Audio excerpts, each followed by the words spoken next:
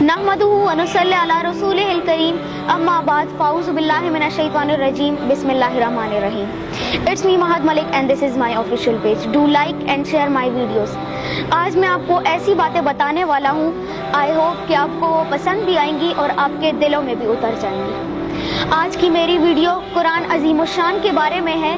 कितनी ताज्जुब की बात है कि हम कामयाबी हासिल करने के लिए हजारों किताबें तो पढ़ते हैं, लेकिन रब्बे ज़ुल जलाल ने असल कामयाबी जिस किताब में रखी है, यानी कुरान अजीम शान में रखी है, वो हमेशा हमारा गर्द आलूद पड़ा रहता है.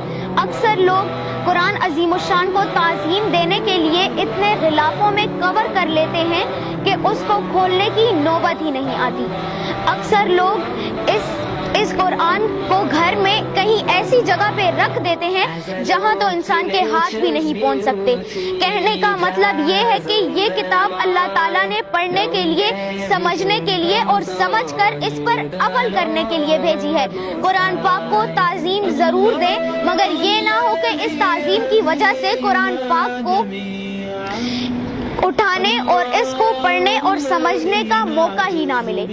ये वही कुरान अजीम शान है जो खुद कहता है कि मुझे याद करोगे तो हाफिज बन जाओगे, मुझे सवार कर पढ़ोगे तो कारी बन जाओगे, मुझे पढ़ाने बैठ जाओगे तो उस्ताद बन जाओगे, मुझे तर्जुमा करके पढ़ोगे तो आलिम बन जाओगे, मुझे तशरीह करके पढ़ोगे तो मुफस्सिर बन जाओगे, मुझे तकरीर बनाकर पढ़ोगे तो मुबल्लिग बन जाओगे, और मेरे मुताबिक फैसला करोगे तो काजी बन जाओगे, और मुझ पर अमल करोगे तो वलीउल्लाह बन जाओगे.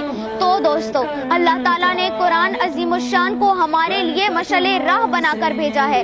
इसको जरूर पढ़िए और इसको समझे और इस पर अमल करें. देखना आपकी जिंदगी खुद ब खुद संवर जाएगी. व आखिर दावाना अनिल हम्दुलिल्लाहि रब्बिल आलमीन. शुक्रिया.